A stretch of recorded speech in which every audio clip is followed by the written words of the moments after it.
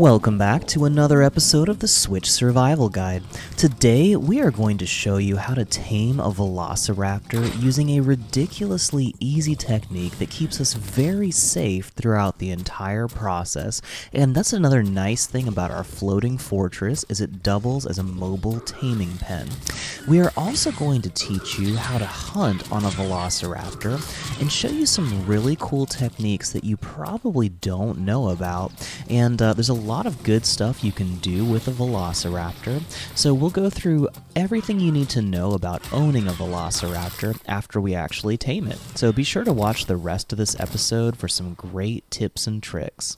So right at the end of the last episode, we saw a bright red Velociraptor right here on the coast. We were just kind of exploring down the coast on our floating fortress, and right over here is a cool red Velociraptor, probably from the Christmas event. So we're going to see if we can tame it. Now, I've already grabbed all the supplies that I need for taming this guy, and I've opened up the taming pen, and here he is right now. Okay, cool, and he just happens to be attacking our raft right at that second. So that was great timing.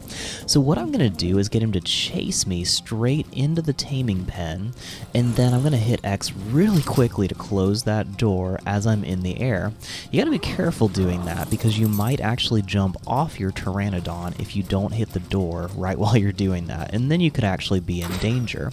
But now that this raptor is trapped inside this mobile taming pen on our floating fortress, he's not going to be able to get out of here, and he is just running back and forth like an idiot because he's got nowhere to go. So he's pretty fast and kind of hard to hit. I would normally use a bola to hold him in place because raptors are just really quick little animals. So if I can hit this guy a couple more times, and this is great target practice by the way, then we should have this guy down pretty quickly. I think he's a pretty low level. It's hard to tell because he keeps spazzing out all over the place. And there we go. We finally have this raptor down. I'm kind of embarrassed how many shots it took, but he was a moving target. And it looks like that last arrow hit him in the tail. So I just picked up my arrows, which is always a nice thing to do. And we're going to drop some meat in its inventory. And there we go. He is pretty well unconscious. He is very slowly losing torpidity, which means we shouldn't have to worry about him waking up anytime quickly. And he may actually finish taming before we even have to use any narcotics. So I'm just going to check back here and see if there's any more raptors, because one of the most important things you need to remember about Velociraptors is what we were taught on Jurassic Park by, I think Dr. Grant was explaining to the kid on one of the first scenes of the first Jurassic Park movies, how if you're being hunted by Velociraptors, it's not the one that you see you have to worry about, it's the other two that are stalking you from the sides.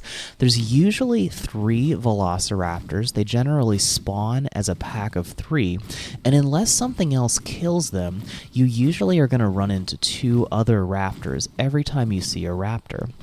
Now, these guys were on the beach with a Therizinosaur, and I'm pretty sure the Therizinosaur killed the rest of this guy's pack, so I'm surprised this one survived.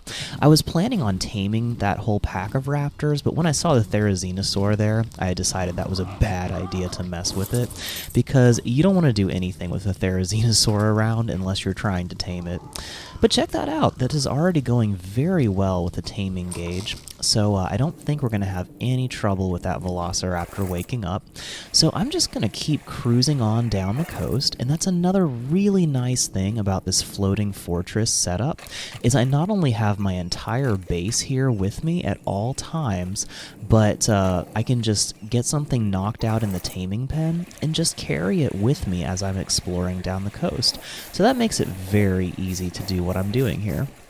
So we're just going to run this in fast forward because it takes a while to tame up, but we're carrying it with us on our adventure down the coast, so we shouldn't have any trouble, and it's very safe inside this floating raft base. Now, way up in the distance, I can see that's actually my destination. I'm trying to get to where all of those things are. There we go. Looks like we actually killed off a Pelagornis, which is kind of helpful. I always try to catch these inside the raft if I can. Oh yeah, bingo. All right, we got a good little bit of meat and hide that was free. That's always nice. So I'm trying to get up to this place with all of these rock outcroppings because that's going to be a really nice, safe place to park my raft. I'm not going to have any trouble with whales getting their way in here because they're too big to fit in this shallow cove. And this will be a really nice protected area to park my raft while I'm exploring a little bit. So I'm going to keep heading on in here, and that raptor's probably getting pretty close to tamed up at this point. So I've got some pteranodons flying over, and I'm just going to see if I can knock this guy down too. Ah, perfect. Caught him, and I will see if I can harvest him. I just have to move the raft around a little bit.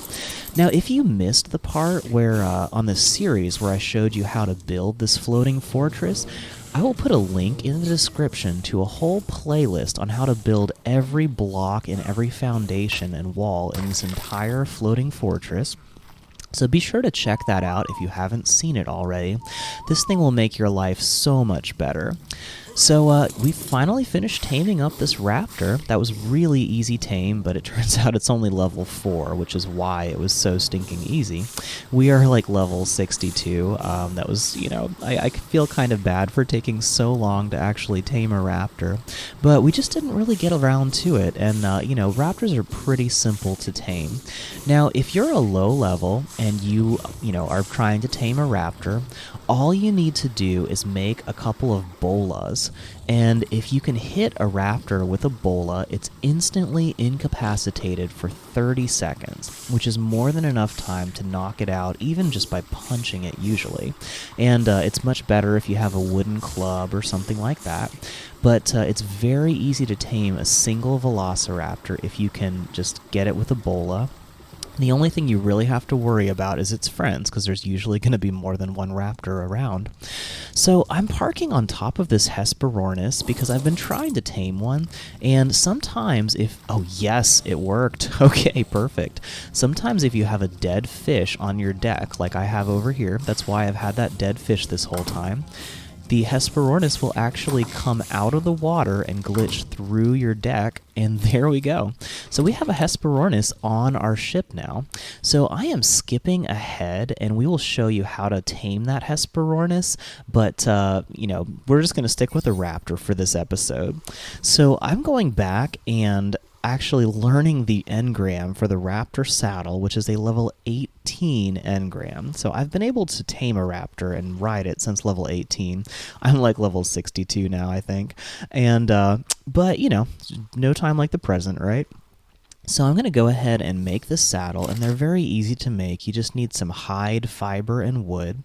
You get a good kick of experience when you make these things, but, they're nice and easy, low-level dinosaurs to tame, and they are a very good riding mount.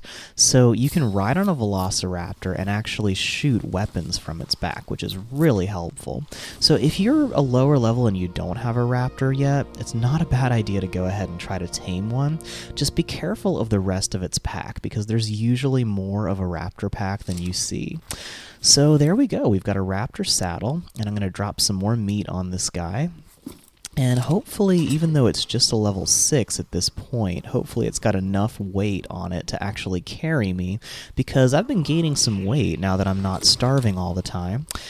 Now, another really important thing you've got to remember if you are using a floating fortress like this, or any kind of base, if the base is less than 3 stories tall, do not at any time ride a dinosaur indoors. The reason for that is if I were to hop on the saddle while it was inside, I would be tall enough to get my head stuck in the ceiling and I wouldn't be able to move. So at that point, it's super awkward. You have to demolish the ceiling usually in order to get out. So just don't jump on your raptor while you're indoors. It's just always a good idea to stay off your dinosaurs when you're inside. So on a raptor, if I click down on the bottom left stick, I can actually sprint, and they sprint really fast. And you can also pull out a weapon and shoot from the back of the raptor. You have to be very careful not to shoot the raptor in the back of the head, because you can kill your own raptor if you're not careful. Now, another nice thing about a raptor is it actually has very high collection abilities for meat and hide. So if you use the right trigger, you can actually gather as much meat and hide from a corpse as you normally would using good tools. So you can also use the jump button to jump a pretty good distance on a raptor, especially if you're sprinting. Now, not a lot of people know about this, but if you hold down the left trigger, you can actually pounce on smaller creatures like a Dilophosaur, and it will keep them completely pinned down. They can't move or attack you or run away. So it makes it much easier to hunt things like dodos and Dilophosaurs if you just use that left trigger to pounce them. Now, I'm going to shoot this Triceratops from a pretty good distance, but raptors are so fast, it's really easy to outrun a Triceratops. So you can shoot one, run away, shoot it again, run away, and eventually kill even a much more dangerous dinosaur. But with my plant species X turrets currently set to attack, it's really no problem to just let them take care of it. Another nice thing about raptors is you can kind of jump on curved stones like this, and they can jump a really long distance if they're up high. So yeah, check that out. That is not bad jumping ability. So that is the most important things to know about having a Velociraptor. We'll show you some other cool things like the pack bonuses and things like that in another episode after we tame more raptors. But I hope this was helpful. Please like this video and subscribe to our channel if it is. And remember, once we hit 900 subscribers, we are going to do a Bob Ross painting on the side of a Brontosaurus, which should be pretty fun. So keep an eye out for that, and we'll see you in the next episode. Thanks so much for watching this video from the Ark Survival Guide. If you enjoyed it or found it helpful, please like this video and subscribe to our channel so we can bring you more great guides like this one. Ark is an amazing game, but there is so much to learn before you can really enjoy it. We are dedicated to bringing you high-quality guides, tutorials, and Let's Play videos that are fun, helpful, clean, and suitable for the entire family. There's a tutorial in this series for everything we have done so far in this video. Check out these playlists for more episodes from this series and other guides to help you enjoy your journey on Ark.